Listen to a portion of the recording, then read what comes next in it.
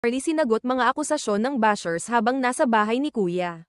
Hindi pinalampas ng sikat na content creator at vlogger na si Isnir Ranolo ang mga puna at batikos na ibinato sa kanya habang siya ay kasali sa reality show na PBB Celebrity Collab Edition, isang proyekto ng ABS-CBN at GMA Network. Matapos ang kanyang paglabas sa bahay ni Kuya, nagpaliwanag si Isnir ukol sa mga isyong kinaharap niya sa loob ng bahay. Marami sa mga manunood ng programa ang nakapansin umano na tila iniiwasan ni Isnir ang mga tensyon at hindi siya gaanong nasasangkot sa mga alitan o seryosong usapan.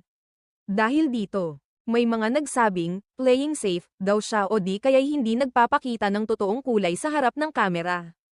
Ayon pa sa ilang netizens, bihira umano siyang ma-nominate para sa eviction dahil sa pagiging palaging mahinahon at maingat sa kanyang mga kilos at salita.